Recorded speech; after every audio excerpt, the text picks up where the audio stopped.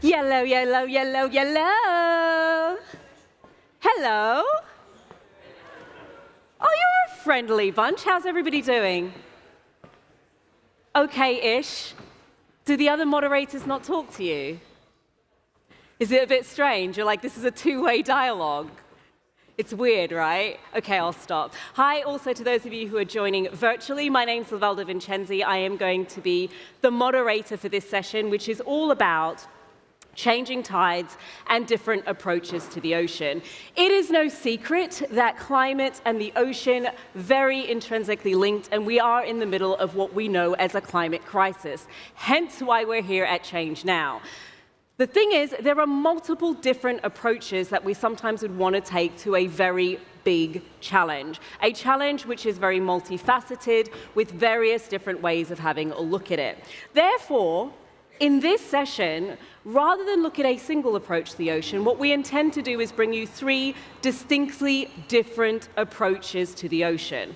Now, it doesn't mean that one is right and one is wrong. In fact, what it means is there's lots of different ways of looking at this, and we want to unpackage what way we feel would be, what approaches we should be using for different scenarios. So this is actually a session where you're invited to think, to consider, to look at the options and evaluate for yourself. So I've got three incredible speakers who are here for this session.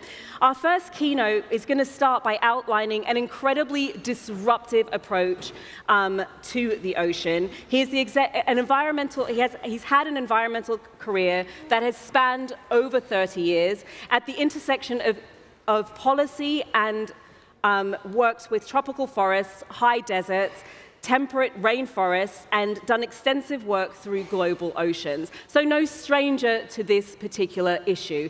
He is currently the Executive Director and Chief Innovation Officer for Ocean Vision. Please give an incredible, warm ChangeNOW round of applause for Brad Ack!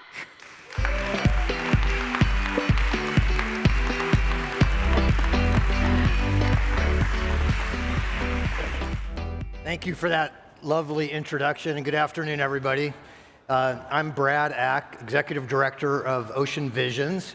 I want to start with just a small story, which is going to date me even further than the 30 years that she mentioned, but also give you a sense of how I've got to this position I am today in terms of my approach to conservation.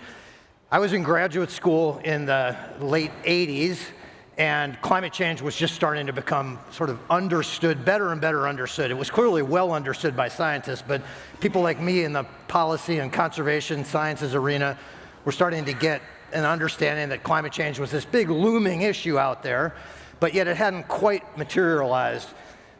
I left graduate school and I started working for World Wildlife Fund on tropical forest conservation in Latin America. And didn't see much of the impacts of climate, but during those 5 years that I was doing that, I sort of was reading the literature and seeing that this was becoming a bigger and bigger issue. I left World Wildlife Fund in the tropical forest to go to the American Southwest, Utah, Arizona, the Grand Canyon, and I worked for 10 years on natural resource conservation and sustainable development there. And there, the impacts of climate change were becoming more apparent. Wildfires, larger and larger and more intense, drought, and historic low flows in the Colorado River. And I thought, well, this is really starting to be something we probably need to do something about sooner rather than what we thought was later.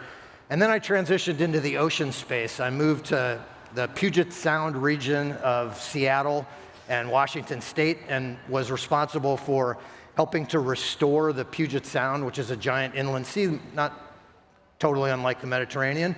And there we could begin to see again that things that we really cared about, like salmon, were having trouble reproducing because streams were getting warmer and warmer, among other problems. But you could begin to see the effects of climate change. I went from there to the Marine Stewardship Council, working on fishery sustainability across the globe, and again, the issue was raised more. Back to World Wildlife Fund, where I had responsibility for, in my portfolio, the Arctic. And I started getting familiar with the Arctic, and that was when I saw that climate change is right now. It's not 30 years from now, it's not 100 years from now. In the Arctic, it's right now, and the effects are very serious. And everything that we were working on for conservation, such as setting aside protected areas in the Arctic, really weren't going to do anything about the climatic changes that were happening. So I left WWF and moved into my current role, Ocean Visions, where we put climate and ocean squarely together. They are two sides of the same coin.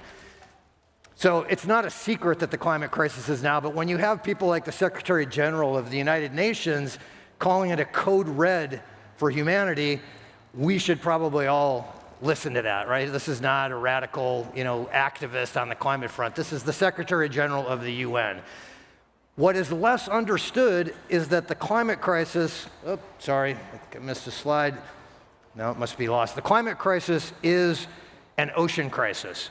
They are two sides of the same coin, or they're the same coin, because you cannot take the climate out of the ocean and you can't take the ocean out of the climate. So for me, having traversed a long way through many different approaches to conservation and many different ways to conserve the ocean, whether it be working on fisheries or plastics or marine protected areas, I am convinced that the only way that we're going to restore and maintain a healthy, productive, living ocean is by tackling climate change. That's because there's two existential threats caused to the ocean by too much carbon in the atmosphere. The first is thermal stress. So that map shows you temperature anomalies in 2019 from the previous 20-some years. And everything you see in orange and red are well above what the historic averages were. This is heat pouring into the ocean because we're trapping heat, just like we're doing in this room. We're trapping heat, not with plastic, but with a blanket of carbon dioxide, like a wet wool blanket. And 90% of that heat goes into the ocean. And we all say that, well, the oceans absorb 90% of the heat. What does that really mean? Do you know how much that is? It's measured in zettajoules. Zettajoules. And if you break down the amount of zettajoules of energy going into the ocean, it comes out to the equivalent of 5 Hiroshima bomb size, atomic bomb size equivalents of energy going into the ocean every second. Every second, every minute, every hour, every day, that's how much heat is going into the ocean. Now, they told me at ChangeNOW it's supposed to be positive, and it's going to get positive, but you have to go to the truth first before you can become positive. So what is this thermal stress doing? It's accelerating sea level rise. It's causing deoxygenation because ocean hot water can hold less oxygen than cold water. It's intensifying these marine heat waves that move across the ocean like they do on land, and in this case, decimate coral reefs. It's interrupting mixing between the upper and the lower layer and mid layer of the ocean where nutrient exchange happens and how we sustain the phytoplankton that are an enormous part of the food web. It's creating more powerful storms, increasing the melt of sea ice, but also Antarctic ice, which is melting from underneath due to warmer water. And we're seeing poleward migration of fish species. All right, so this is one big category of stress on the ocean, and it is all coming from too much heat being trapped, and there's only one way to change that equation, and that is to reduce the heat. There's no other viable approach to deal with those problems. You can extend, you can ameliorate, but you can't deal with it. The second big one is that 30% of all that CO2 that we're emitting through all of the things we do, it's not just fossil fuels, it's land use and it's buildings and it's everything we do, is going directly into the ocean. About 30% of all this CO2 that's been emitted, which is around 500 gigatons into the ocean. That's a lot. A gigaton is 1 billion tons. And it's causing the oceans to become more acidic. There's in fact been a 30% increase in ocean acidity over the last 100 years. There was a report out yesterday by 2 days ago by the World Meteorological Organization that said ocean acidification was at higher levels than it has been in 26,000 years. Another Secretary General of the World Meteorological Association said there's nothing we can do about ocean acidification, ocean warming, or sea level rise unless we turn off the heat, which means removing carbon dioxide. And this acidification has a direct impact on many of the things we care about. The base of the food chain, anything that forms a shell is affected by ocean acidification. So we're in this random, uncontrolled experiment with the ocean that we don't know how it's going to come out. And again, the only way to begin to reverse it, reduce carbon dioxide levels. So, how is our climate action agenda going right now? Talking a lot about climate action here at ChangeNOW. It's a failure. It's a failure.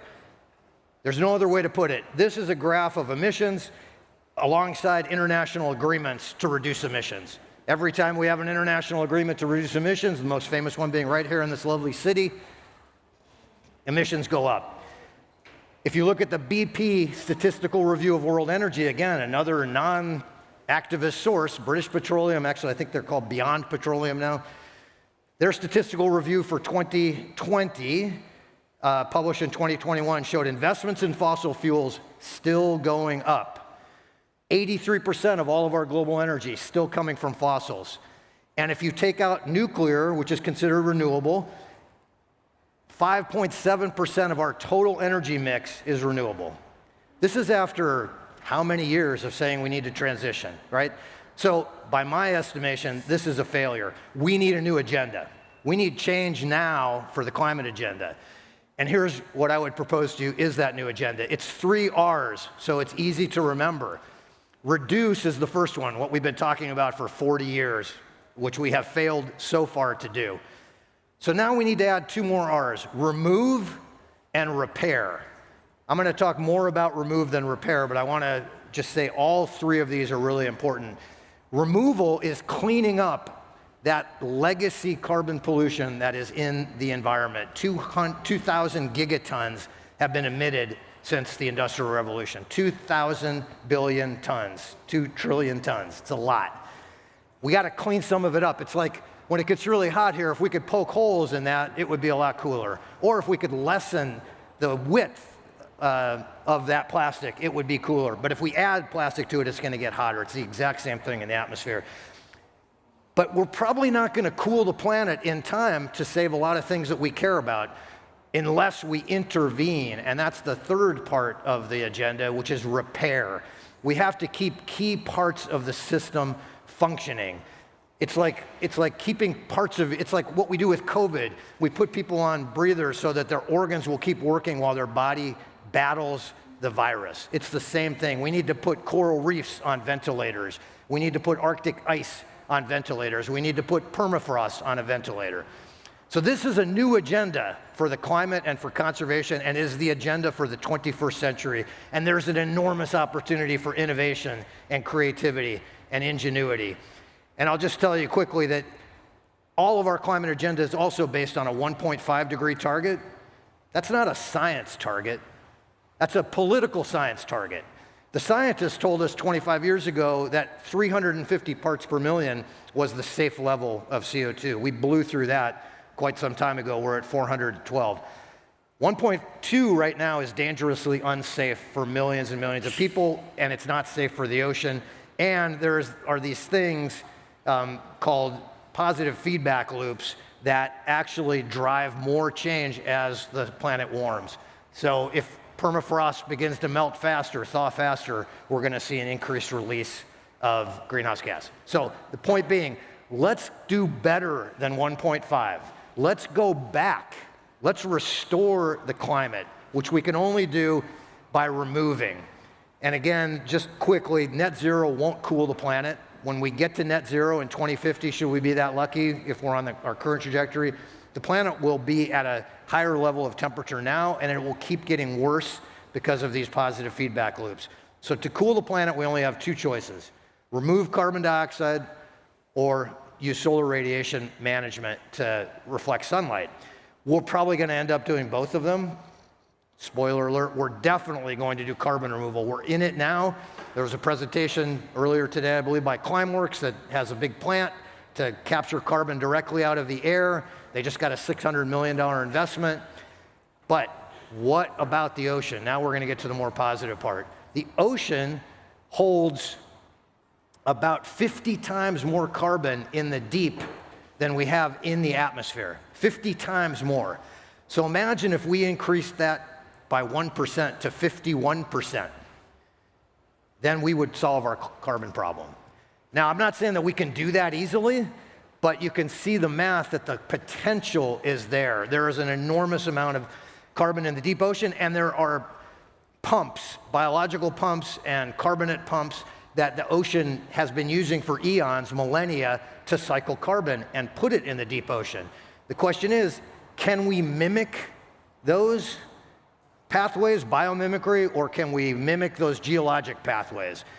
My organization has been working on a research agenda around a research and development and innovation and invention agenda around these different pathways. There's three, we currently have roadmaps around 3 of what are 5 big domains of ocean-based carbon removal. The first one, put in the middle there, macroalgae cultivation. That is growing large amounts of seaweed and finding a way to extract the carbon, or sinking the seaweed to the bottom of the ocean, much like burying biomass on land to sequester carbon. There's a whole bunch of different ways this can be done, and there's a lot of inventors in the space. I'm hoping next year a lot more of them will come here and be exhibiting and talking about their work, but there is a lot of innovation going on. Ocean alkalinity enhancement, that's mimicking a geologic process where rocks weather and alkaline molecules run off into the ocean and create a chemical reaction that moves dissolved carbon dioxide in the upper layer of the ocean into the deep ocean in the form of bicarbonates and carbonates. If we can add alkaline material, alkaline liquid or rock to the ocean, we can mimic and enhance that reaction and possibly remove a lot of CO2. And then electrochemistry is basically the direct air capture equivalent in the ocean, direct ocean capture. It's using electricity to move ocean water through membranes and react on those membranes and capture carbon. There's 2 other approaches, microalgae.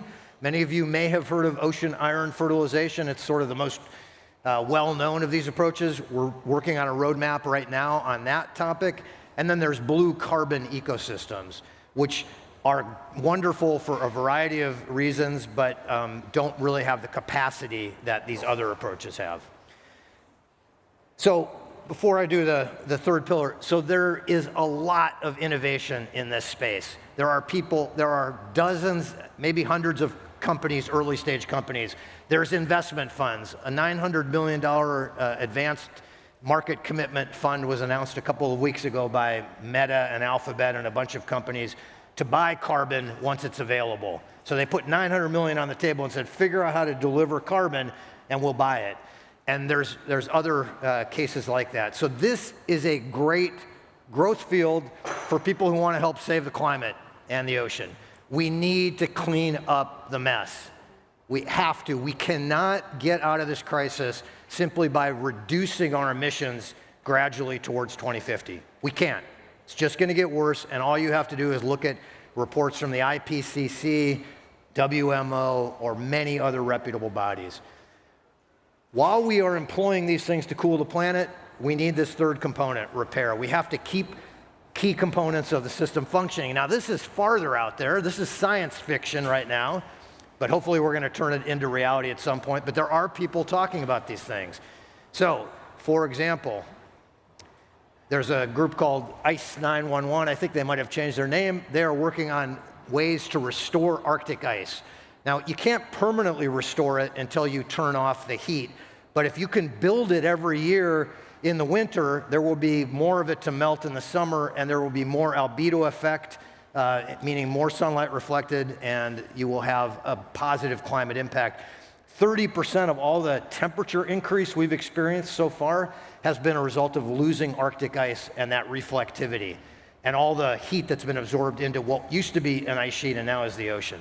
So, rebuilding the Arctic, crazy idea it sounds like, but why not try it and think about it? These are things we have to think about. This is marine cloud brightening.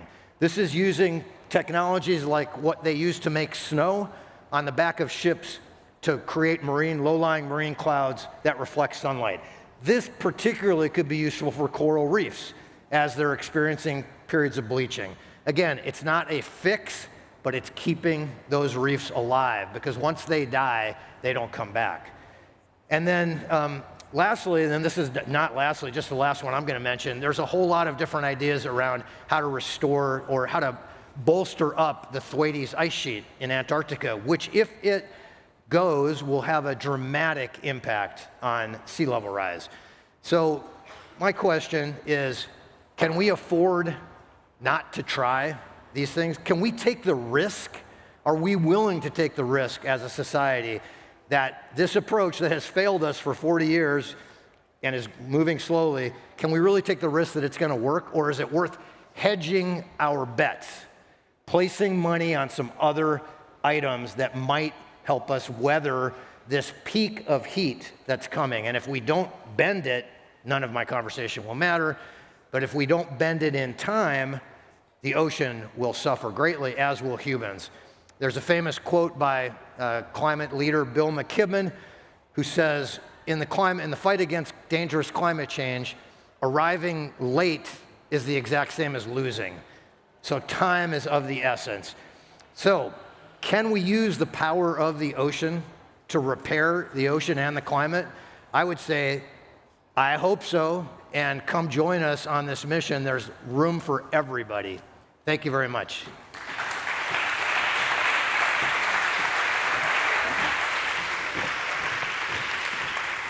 Brad Ack, everybody. I did say we were going to have very different approaches to the ocean. Was that not different? It was definitely very different. We're going to have a lot to consider by the end of this session and lots to think about. Next up, I'd like to invite to the stage. We're going to have approach number 2 for the stages. For some reason, this is blocked. So I'd like to invite to the stage somebody who's been in charge of the operational management of the Tara expedition since 2019, and also since 2017 has been the president of the Ocean Climate Platform, which brings together more than 96 institutions, foundations, companies, and associations working on advocacy for the ocean's roles in issues of climate and biodiversity. Please give an incredible warm round of applause to the director of the Tara Foundation, Romain Troublé. Let's take these two. Hello, hello, how are you doing? Hello, very well. It's lovely, isn't it? Yeah. Ish. So we talk a lot about the oceans being really vital, and we've heard some great data today just from Brad a minute ago in terms of the impacts of the warming of the ocean. The thing is, there's lots of things. What's science telling us about the ocean, its importance, why we need to look at it?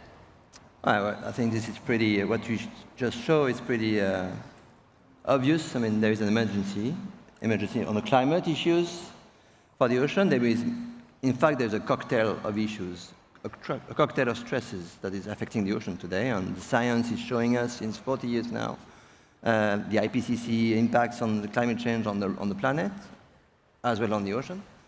But also the science tells us about many other stresses, which is the fisheries, the protein production of the ocean today that is affected. We see also the pollution of the ocean affecting the ocean. And why we say it's important to care about the ocean, because the ocean, the life, the biodiversity of the ocean is key for the recycling of many, many matters on the planet. And the carbon dioxide is one, but also other very vital aspects, such as oxygen and carbon drawdown, as you just saw. And we talk about the ocean. You mentioned it a moment ago when you said there's lots of different stresses. So I think what might be quite helpful, because we're looking at multiple different approaches, when we say there's problems with the ocean, what do we mean? Because is it one problem, or are there lots of different categories of problems we need to be considering? Yes, there's many. We can maybe take a few here today. Of course, the ocean is heating a lot. You just saw this, and I will not go into details more, which have many impacts on the life of the ocean. This ocean is producing every day half of the oxygen produced on the planet. The life of the ocean is doing it, microalgae specifically. And this is in fact impacted by temperature and all this. Then the carbon drawdown is also very effective in the ocean. 25–30% of the carbon dioxide that is stored every day by the planet is stored by the ocean life. So, and this, we don't know if this will continue to be the case in the future in the climate change that we see. And also proteins. How many people on the planet, billions of people on the planet live on proteins coming from the ocean? And today we fish, we overfish many species. It's not even on the planet. We fish pretty well in Europe, but there's other places in the planet that are completely overfished. And some stocks are completely depleted today. So there's a lot at stake from the ocean because we eat from it, we somehow breathe from it, and we also depend on it for the carbon sequestration, climate change regulation about. So there's lots of global issues. Yeah, we're not talking one problem when we say, oh, there's climate change in the ocean. We're actually talking a multitude of different challenges to which the ocean is one of the core components that can hold solutions or be that tipping point that might take us over the edge. What do you think, you do a lot of research, what do you think the role of research should be when it comes to looking at various different approaches? I mean, Brad showed us a ton of data. Yeah. There's lots we could be doing. What role should research be playing in that? But what I just mentioned is global impacts, global issues. And global issues need global answers. And today, what we have in hand to answer the questions is the multilateral dialogue, the UN conventions on the climate, the Paris Accord, which is also, of course, not applied enough, of course, but still we have it. We have this kind of net zero intention and trajectory in the future. But if you talk about fisheries, it also takes, the solution is also a global solution that can happen at WTO. Next month, we're going to have to decide what we do about the 45 billion euros a year of subsidies that are funding overfishing. This is your tax money, and the WTO need to decide whether to draw this money to fishermen still, but to change the techniques, to adapt to lower impact techniques on fishing, to avoid breaking the habitats on the planet that the fish needs. And also, if you go like this, you go also to the pollution issues. We all know about plastic issues. We all heard about it. This is the tip of the iceberg we can see. There's chemical issues, chemical pollutions, all coming from land. It comes from our daily life. It sits into circular economy. This is policy. This is global policy. It sits into plastic treaty, so-called, that has been decided 2 months ago only in Nairobi to implement in the future a treaty. It sits into the regulation and the governance of the high seas. So there are global answers to get. It's not enough, but it's the start. If you don't agree at the UN level on global action, global targets to address, we won't apply anything else. I think it's important to keep this in mind. And I agree with Brad saying the climate is #1, stress. But I think that the approach must be broader, and we can heal the climate. We also need to heal the pollution of the ocean. It's a disaster. Chemicals is also a disaster, the pollution of the ocean. And this pollution affects, again, the organisms of the ocean and the services it brings us every day: food, oxygen, carbon dioxide drawdown. So Brad shared an approach to the ocean, which essentially says we have far too much carbon in the atmosphere, and the only way we're going to resolve a lot of the climate crisis is we need to reduce carbon. That's one approach to the ocean, and a very valid one at that. I know you also have an additional approach, and it's not to say it's one or other, it's or right or wrong. I feel like we might need multiple solutions to this. What would you add to that, or what approach would you say might complement it? In your opinion, what approach have you really been advocating for? I mean, this UN, when I was talking about the UN solutions, I mean, the global solutions that we need to put together, they have to come with science. They have to be based on knowledge. We have spent 40 years in research, very slow, to get to the Paris Accord and to Paris Agreement, okay? This is very slow. This is far too slow, of course, but we got this disagreement. And without this knowledge, without understanding how the ocean is storing carbon, how we do it effectively, which organisms are doing it, which ecosystems are the most important to protect, which are not.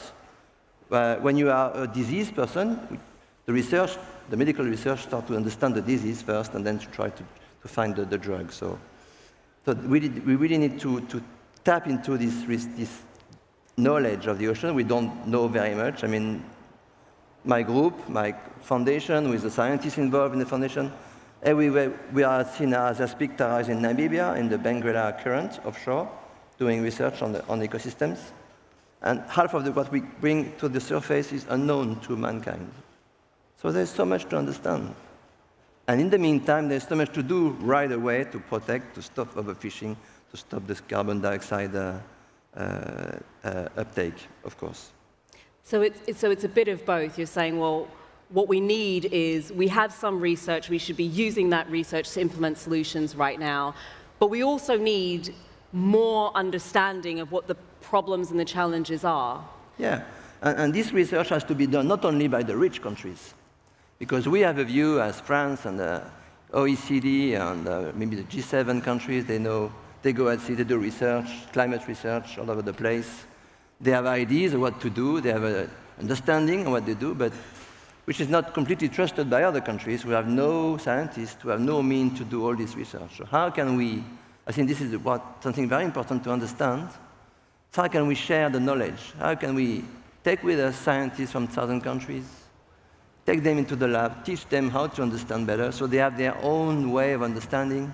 We are able to align first on what is the problem, because many, many times it took us 40 years for the climate, but it will took us a lot of time. If we don't care about this sharing of knowledge, alignment of ideas, we will take another 40 years to talk about pollutions, and to talk about overfishing, etc. So there is a very strong effort, and very often we don't really care about that. Rich countries are doing the research, they come up with ideas, and the southern countries say, well, it's not my interest to trust you, I have other interests, and I want to protect my interests and my people. I think we really need to work hard to have the same level of understanding of the issues and the rhythm of these, and the emergency of these issues. Do you think that within that, though, we already have some common understanding? I mean, it sounds like there's lots of complexities and areas where we could do with digging a little bit deeper, but surely now, we've been doing this research for a while. Surely there's some common things that we could agree upon in relation to the ocean. Yeah, I mean, climate change is, we are agreeing now on the issues. But if you think about pollution, there's very few scientists who are able to tell you what is the problem with pollution. We see pollution, we measure pollution, but what is the effect of this pollution on these ecosystems? We have no idea. We have no idea if it's plastic bits in the ocean. Of course, we see turtles and some fishes with plastic, so we guess there is a huge problem. But when it comes to these vital services I talked about, life, food, and what is the impact of this pollution on this production? We have no idea. We don't know how it works, in fact. So there's a lot to do to be able to understand that and to be able to adapt the response. Because the response, of course, it's a global understanding of the response we need to do, but this response then need to be crafted to local communities, local actions, and local activities. So that's very hard and adapted to if you are living in the tropics, the ocean is not storing carbon at all. No? It's too hot. If you're living in the polar regions, this is the strongest areas on the ocean that is storing carbon dioxide every day that passes. So the answers to do and the solutions to address, the solution that Brad talked about, they have to be crafted to the ecosystem you have in front of your land, in front of your country. And this is, again, can be brought to the case by science and by understanding and by education as well.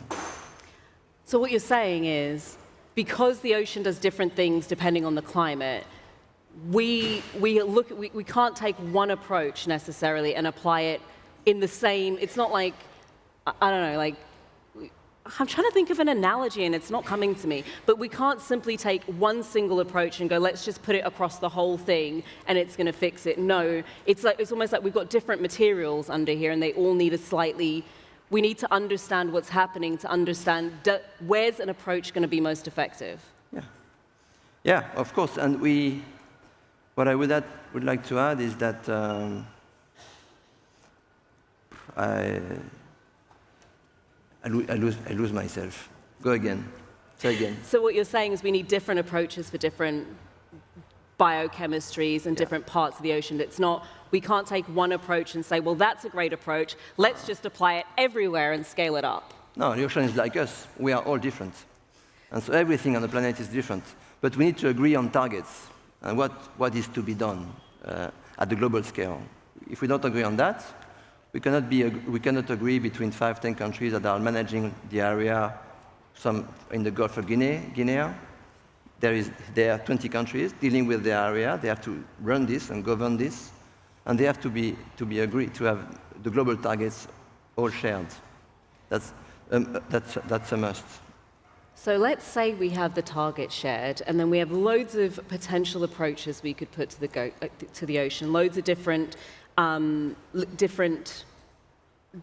approaches that we can validate, etc. How do we go about deciding on which solution should be, what approach should be applied in which scenario? How does science or data help to play a role in us making the best of our resources so, to Brad's point, we can get there faster? I think we need to adapt what we want to do. In fact, today we have governed the ocean. We put some borders. In 1982, we did the law of the sea. We said this belongs to France, and this one belongs to UK, and the fish we don't really care, because at this time we don't really care about the fishes. Okay, and now we need to understand that maybe we need to protect streams, the Gulf Stream. We need to protect areas of the ocean 6 months a year, because this is very important to protect this 6 months a year, and then fish it the other 6 months a year. We need to completely change the way we understand the ocean. We reproduce on the ocean what we did on land, with borders, and this is my house, this is your place. In the ocean, everything is mixing. I mean, sometimes the fish is Spanish, and then it's French, and then Spanish again in the same minute. And so we need to completely change the way we understand this ecosystem, the way we be able to protect it better in the future. Of course, saying everything is closed, we don't touch anymore to the ocean, and it will do the carbon dioxide carbon pump very well alone. But I think in the world of today, we need to have access to the ocean. We need to use it sustainably. We have not the luxury to keeping it alone. A reflection I can share with you is, what if we say, at the UN level, all the high seas, which is half of the planet, is protected by default. We reverse the proof. Everything is protected. If we want to fish, you have to show that your fishing will not have an impact on the ecosystems. So you reverse today. Today we spend now hours and days on life protecting square kilometers of ocean. Why don't we say, okay, no, everything is protected. If we want to have an activity in the ocean in the future, we need to prove that you have no impact on the ecosystems and the ecosystem services that we live on.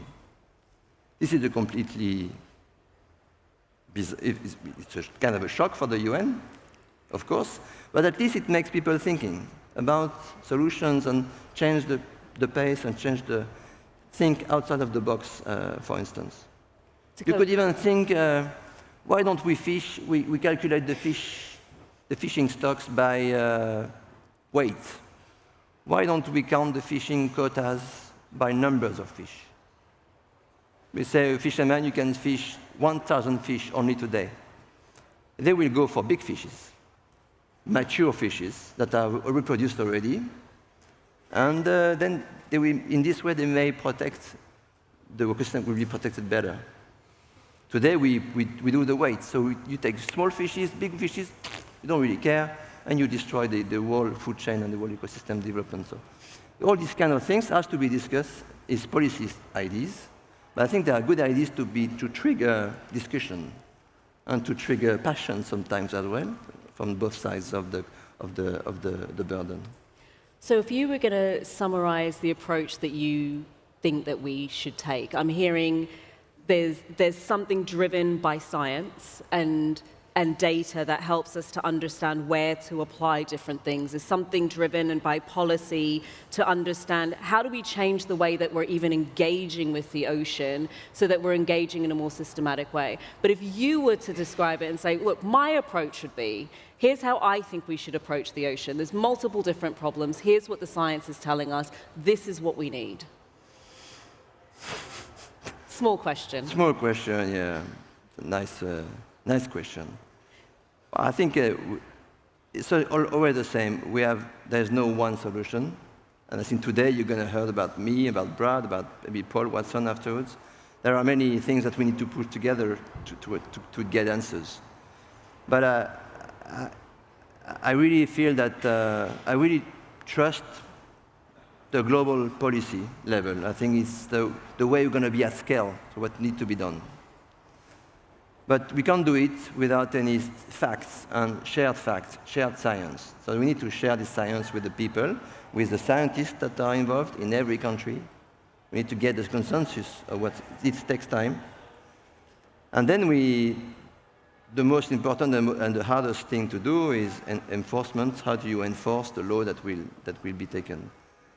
And this is very, very, sometimes, and Paul is spending his time at sea every day to fight against abuses. I think we need also this kind of approaches to make sure these local activities in the ocean are tackled. How do we go about, so you're saying there's lots of different approaches that we should take and that can complement each other. How do we go about sharing that information better so that we don't have pockets of solutions that can't scale? That's the question. You have a very good question today. Huh? We are here for that. Telling stories. We like stories. You need to hear stories about people about the system, how it works, how it will change in the future. Explain this. It takes a lot of work. It takes a lot of generation to do. So it's very long. It's way too long to do what we need to do. We managed to. I mean, if you look at some people think that we need to get fear. If you take the COVID, for instance, it's the same problem. It's a life-threatening problem, like climate change. But we spend billions and billions of dollars in the COVID situation to solve it because we were afraid in the very short term for our life. We are not afraid by climate change for our life. None of us. We should be because it is the case, but we are not afraid by that. Why? For many people, because people don't want to see. For COVID, you have no choice. Your grandmother is dying, so you must see it. Huh? But when you talk about climate change and the pace of it, and you don't really see it with your eyes, then you say, okay, there is a problem, but I don't want to see it. I would already have a hard time to live in my life, and I want to take care of the next 20 years. But this is happening today. And for a very long time, we managed to doom and gloom, to fear people, and for the last 20, 30 years, and we see that it doesn't work. So for COVID, it works, and for climate change, it doesn't work. So if you were to... So can we inspire people? I'm not sure it works either. I was just going to ask you if you got a word of inspiration for us. What? I was just going to ask if you have a word of inspiration. Fear's not going to work, but we've got change makers in the room now who are literally on the edge of their seats, some of them, like listening into this. So what would you say to those people who are awake enough right now and understanding we have a crisis on our hands and we need to do something? What can we do? We are all citizens, so we are people who consume, we buy stuff a lot, And there's many new solutions in here in ChangeNOW today, you can see, alternatives. So we have a lot of power when we buy. Maybe the strongest power we have is when we buy stuff. What do we buy? What do we look when we buy something? And we always diminish this power in our mind. We don't believe we have such a huge power. You have a power as well to where we work. And this is a young generation. They're not going anymore in every business that we used to go in the past. There is a very strong choice is made today, at least in developed countries. We are also teaching our kids. This is no cost, for free. What do we tell them? What values we give them? So that's very important stuff. And for whom we vote. That's, of course, this is political, and this is what we want. We have the political we want. But if you take all this together, it's about 20% of the solution. It brings us 20% reduction of carbon dioxide production, for instance. The rest has been done by society, and this is where system change has to be coming. This is what ChangeNOW is talking about. How can we completely change the way we produce? When you talk about pollution in the ocean, you understand that this is circular economy, and this you need to completely change the way we produce and we consume goods in the future. And this is happening in our daily life. And sometimes people ask me, why are you optimistic and why is it not too late? But you think it's too late? You think it's too late? No. No? Don't think. I believe that it's never too late. I met my kids. When my daughter was born, I started to realize the world and think about the future, not my life, 40 years, but her life, which is 2100, which is the IPCC disaster. And then I got the tragic ideas in my mind, because it's her life, it's my life, in fact, and she will see all this. So that's, I think, my commitments, my energy I put into this Fondation, into this research, into this belief that we can do something is coming from the kids I made. Not because I want to leave them a better life, but I want them just have to live in a planet that is affordable in the future. I think we need to all find our energy somewhere, and for me, it's when I got my daughter, 3 weeks afterwards, I completely changed my mind of commitments. All of us can find a way to get closer to bring the problem, to take the problem from being something that's 10 years, 100 years in the future, long after you're gone, to something where it's what can I help to leave to others who come after me. And if you take for instance, if you go to war, if you take the Ukrainians today, everybody said they're going to lose the war, and every morning they wake up and say, we're going to win this war. Yeah. And they resist as nobody would have said before, because they believe that they can change it. And I think we all need to believe that every day makes the future. And let's go to war every day. That's what I do all my life. Thank you so much for coming and sharing some time with us. It's Romain. Give him a good warm applause.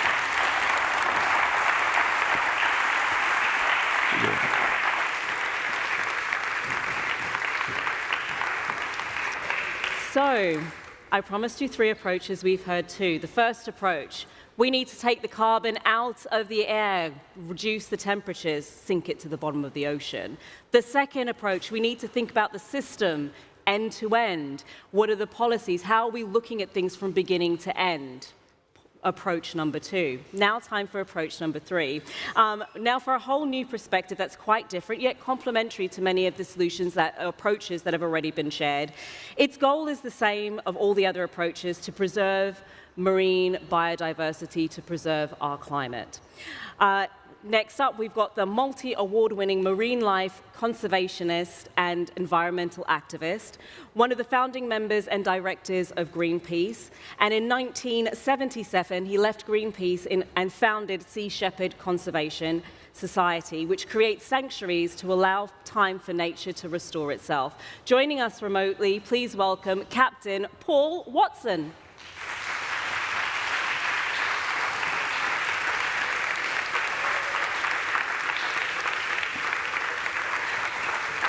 I can see Paul, but you can't. Hello. Hi.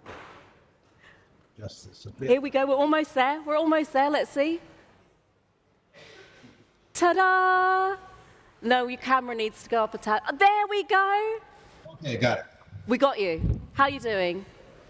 Wonderful, thank you. Thank you so much for joining us here. Were you able to hear what was said before? Because I think you've been online, haven't you?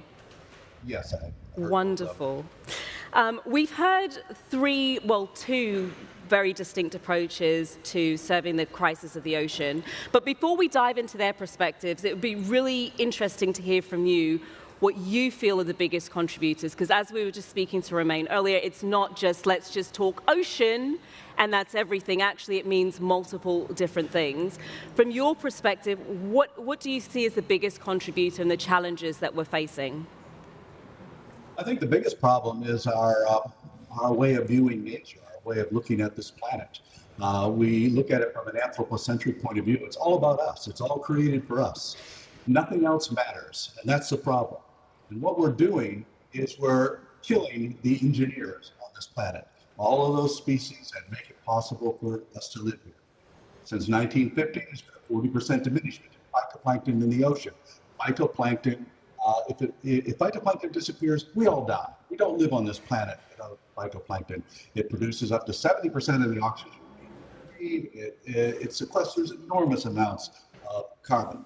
But most people don't even think about it because, well, we think about ourselves. We're going to solve the problem. Well, it's pretty hard for us to solve the problem because we're all drug addicts. We're all addicted to oil or fossil fuels. We're addicted to meat. We're addicted to eating fish. We're addicted to all of these things that we don't want to change. And because of that, that's what is destroying the planet. If you look at the planet as a spaceship, which is what it is, this incredible spaceship going around the Milky Way galaxy at incredible speeds, and every spaceship has a life support system that provides everything we need, the oxygen we breathe, the food we eat, regulates climate and temperature. And that life support system is maintained by a crew of engineers. We humans, we're passengers. We're having a wonderful time amusing ourselves, but what we're also doing is murdering the engineers. We're killing them. There's only so many of these engineers that you can kill before the system begins to crack and collapse. And that's what's happening right now. The phytoplankton, the worms, the bees, the trees, the fungi, the microbes, we're killing them. And these are the species that are going to save us, not us. We're not going to save ourselves. We need them. And the problem is that we don't recognize them, we don't honor them, we don't respect them. You know, a few years ago, I got a call from a journalist who said, you know, I heard you say that that trees and bees and worms and fish are more important than people. Did you say that? I said, yes, absolutely, I said that. He said, how can you say something so outrageous? And I said, because bees and trees and worms and fish are more important than people. Because they can exist without us, we cannot exist without them. We need them. They don't need us. There are three basic laws of ecology. First, the law of diversity. The strength of an ecosystem is dependent upon the diversity within it. The second is the law of interdependence, that all those species are interdependent with each other. And the third is the law of finite resources, that there's a limit to growth and a limit to carrying capacity. And when one species steals the carrying capacity of all the other species, that causes both diminishment in diversity and diminishment in interdependence. So the challenge, as you see it, is that we've become a bit too overzealous. We're imposing ourselves too much on the natural world, and that's creating consequences that are much bigger than we are. So what approach do you think we should be taking to resolve this? In many ways, the answer is to do nothing. But to do nothing, you have to do something. And that is, let's shut down all heavy gear, industrialized, mechanizing fishing operations in the world that are destroying diversity and interdependence in the sea. We don't need them. If people want to eat fish, they go out in their small boats out of Liberia or Gabon or India and catch the fish. But now we have super trawlers, $100 million ships that are just scouring the ocean. 100-mile-long lines, 100-mile-long drift nets, enough nets to go around the planet numerous times. We're taking such an enormous amount of life out of the sea every year, and it's going to have consequences. And this is happening because of massive subsidies from governments. The European Union is subsidizing a lot of the illegal fishing that's going on in the world. And who are the victims? The people who live in the underdeveloped countries. They're stealing their resources out of their waters. You know, we talk about pirates in Somalia. They're not pirates. They're impoverished fishermen who were put out of work by the real pirates. The real pirates are the industrial fishing fleets of Europe and Asia, which have gone in and plundered their resources. And this is what we're doing right now. We're partnered with places like Gabon and Liberia and Namibia and Tanzania to work with them to stop the foreign fishing vessels that are coming in and plundering their waters. Foreign fishing vessels which are subsidized by first world nations. So when you say do nothing, do you mean like nothing? Like don't touch it at all? Or is what you're suggesting something in the middle in terms of, well, the Western society in Europe and the West, we need to do significantly less, but as you mentioned as well, there's other countries where this is their livelihood and how they live. So can you maybe just give me a little bit more context about what you mean when you say nothing? I think that we should allow all the other species to take care of the problem and repair the damage. We have proven historically to be incapable of fixing these problems. Every time we try to fix a problem, we cause even a greater problem. You know, the phytoplankton can protect our climate. But why has there been a diminishment in phytoplankton populations since 1950? Because of the diminishment of seabirds and marine mammals and fish. Because those species provide the nutrient base for the phytoplankton, magnesium, iron, and nitrogen. And when you diminish those species, you diminish the food availability to the phytoplankton. You know, one of the solutions that I think Brad mentioned was putting iron into the ecosystem to encourage the phytoplankton. That's a human intervention, which I don't think is going to work. We'll have to do it through the natural process. That iron, that nitrogen is there to be provided if we have enough fish, enough whales, enough dolphins, enough seabirds to provide it for them. They are the caretakers of the ocean. We've come in, we've invaded, historically recent times, and decided it's all for us. We're going to take it all, and we're going to ignore the needs of all of these other species. When Jacques Cartier first came to the North America in the 1530, there was no scarcity of codfish, not a bit. And there were 45 million seals in the North Atlantic at the time. Now that population has been reduced to less than 10%. The fish are scarce, and what are we doing? We're blaming the seals. Got to kill off those seals in order to have more fish. No, we need more seals in order to provide the nutrient base to produce the food for more fish. Let's let the true engineers of this planet take care of the problem. And we just got to leave it alone because we have proven to be completely incapable. And also, we're addicted to our fossil fuels and our meat and fish and everything like that. And it's like getting a drug addict to try and, solve the problem with themselves. And the other thing is our anthropocentric outlook. We have to understand that we have to view this world the way most indigenous cultures do, that we're part of this. We're connected to it. We're interdependent with it. And we've got to stop producing these philosophies that say, oh, it was all created for us. There's some big monkey god in the sky who's decided, I'm only going to support one species, the human species, and everything else is expendable. So it really involves a complete revolution in our way of looking at life and looking at the universe and looking at the planet. I'm going to pick up on something you said earlier about we need to start looking at things the way indigenous people look at things. I was speaking to somebody on a different stage earlier with a similar approach on land. But is it a contradiction to say we shouldn't do anything with the oceans, but the indigenous tribes who have been do a great job on land at looking after ecosystems, do fish, albeit they do it very differently in a way that considers the environment. Do we need to apply the same leave it alone approach? Are you suggesting we apply that across the board at the same level, or should there be some exceptions?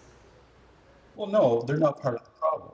The problem is industrialized fishing operations. The problem is wealthy governments subsidizing these industrialized fishing problems. Indigenous people around the world are not the problem. They're just as much a part of the ecosystem as the whale or as the lion or the elephant. They're all part of that ecosystem. When you step outside of that, that is, step outside of the biocentric perspective, that's when you become the problem. And so how do we get people like us who are like used to eating fish and using the oceans in a way that's been unhelpful, how do we get people wanting to get behind this? What do we need to do to create that shift that has sufficient a number of people behind the idea that perhaps we just need to leave it alone for a while? Well, we need to get rid of these huge government subsidies because industrialized fishing could not exist without it. So that would be the first step. You know, it's one thing to go out in a small boat off, say, out of Gabon and catch a fish. It's another thing to send ships down to the Southern Ocean to pull in this endangered fish called the Patagonia or Antarctic toothfish, and then market it as Chilean sea bass. It's not from Chile, and it's not a bass, but that's a marketable term.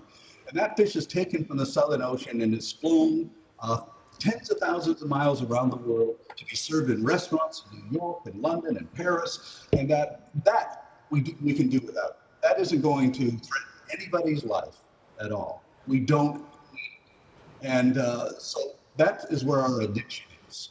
Our addiction is wealthy nations wanting to have more and more of what is becoming less and less. Understood. We've heard a few different approaches here today in terms of tackling the climate crisis and the ocean crisis. What do you say to having multiple approaches? Well, the strength of an ecosystem is in diversity. Therefore, the strength of any movement has to be in diversity. So whether that approach is education, litigation, legislation, or direct intervention, it's all works towards the same end. So yes, that is the solution.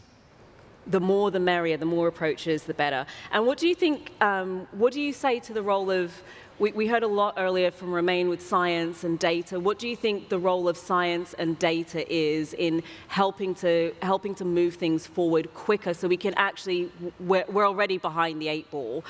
Where do you think science plays and innovation plays a role?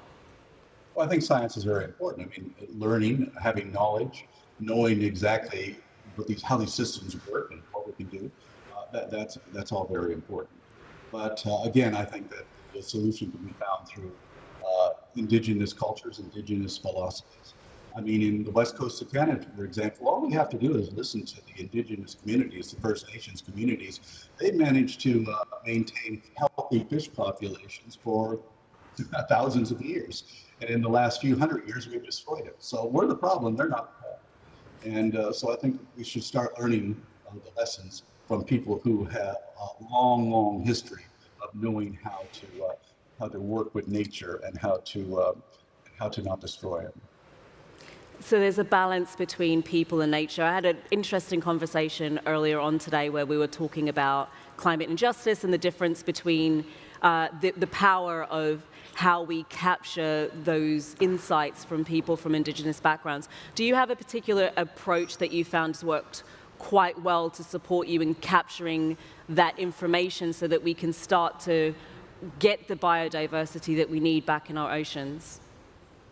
Well, I think the most important information we need is really the 3 basic laws of ecology: diversity, interdependence, and finite resources, the understanding of those 3 things. And that, I think, would make all the difference in the world. Also, I think we need a new view or understanding of what is the ocean. You know, I don't think we really know. We tend to think of it as, well, it's the sea, but it isn't. It's the planet. It's the entire planet. It is water. Water in continuous circulation, sometimes in the sea, sometimes in ice, sometimes underground, sometimes in the atmosphere, and sometimes in the cells of every living plant and animal. What is the ocean? We are the ocean. The ocean flows through us each and every day. The water in our bodies right now is once recently in the sea, once recently underground, and once in the bodies of plants and animals. We are the ocean. And because of that, everything is connected, all by that element, water. This is a water planet. It's not the Earth. It's not the Earth, it's the ocean planet. And, but we're land dwelling. We evolved on land, so that's why our perspective is that way.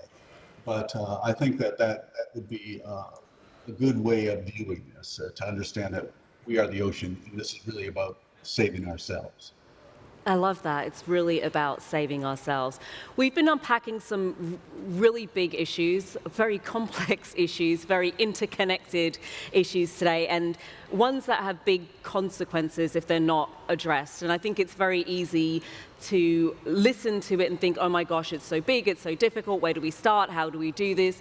Do you have any words of inspiration for those of us who are working towards a solution? There's a lot of people here live in the room, but also watching internationally who want to do better. What do you say to us?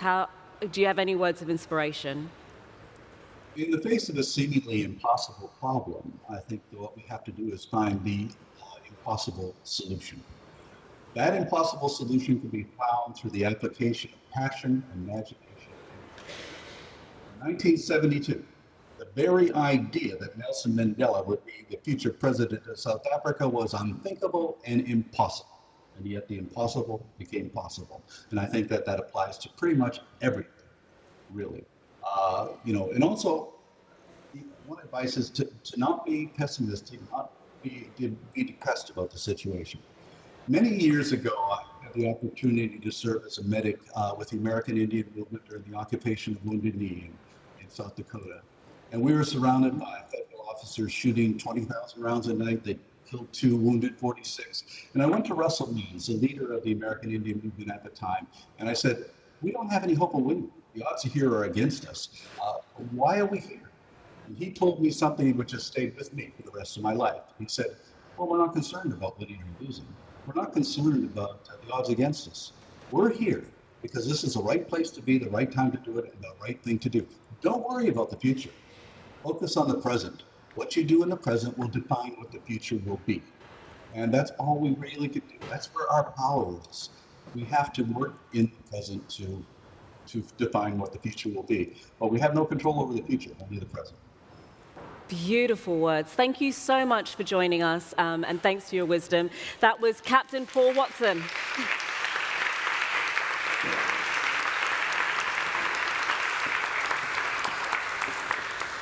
So, 3 approaches to the ocean. What we've managed to unpack is the ocean is very complex. There's lots of different approaches that we can take, and it means a lot of different things. We have carbon in the atmosphere, which is rising the temperatures of the water. We have systematic problems that are happening where we need to bring people together in an end-to-end solution in order to be able to win. We are actually actively doing a lot of work that is putting us in a position where the biodiversity in the ocean is no longer there, and there's work to be done there. There's a lot of things for you to go away and have a think about, but we cannot lose hope. We must just focus on what we can do today, now. My name's Lovelda Vincenzi. That concludes this session. There'll be another one starting shortly. Until next time, have a great day.